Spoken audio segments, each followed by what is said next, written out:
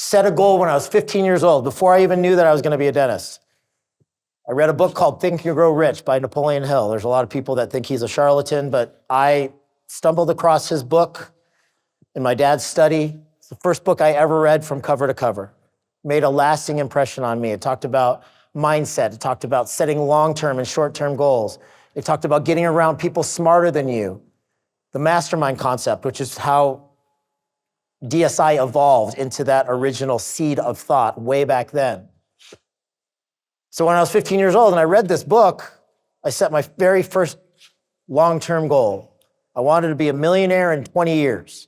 I wanted to have $1 million in the bank, and I wanted to be making $1 million a year. I was giving myself 20 years. At the time, it was a naive, arbitrary goal, but that's what I thought the height of success would be. I kept that goal, put it in my hip pocket, decided that dentistry was going to be the career I was going to pursue. I always liked the entrepreneurial angle of dentistry.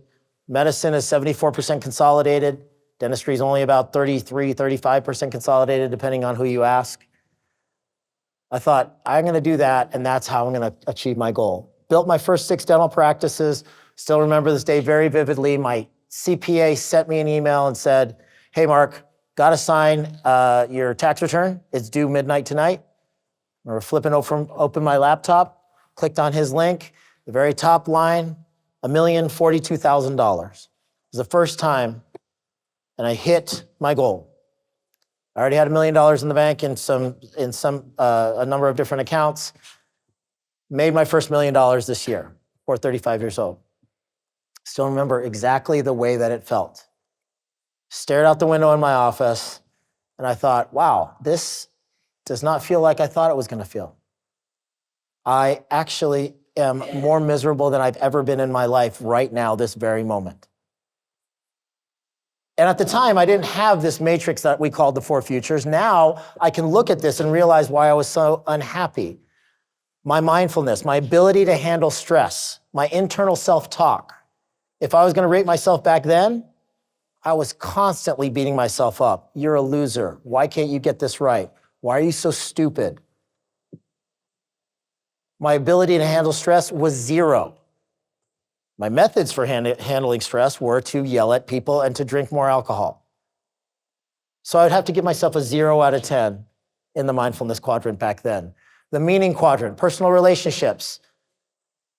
My primary relationship was on the rocks. I was working 80-hour weeks, driving to 6 dental practices. My wife at the time was raising our 3 young boys. She was basically a single parent. You could call me a boss hole because I was a jerk to everybody at work. I was not fun to be around. I was just not a nice person in general. 0 out of 10 in the meaning quadrant. The muscle quadrant, I was a collegiate athlete prior to this. I was eating fast food, wasn't sleeping well, drinking too much, wasn't hitting the gym because I was working too much. 0 out of 10 in the muscle quadrant. The money quadrant, 10 out of 10. Would you call me a successful person, even though the rest of society saw my house on a golf course, my brand new cars, my kids in private school, beautiful wife, all the trappings of what looks like a successful person? Would you call me a successful person with 1 quadrant of success? I say no.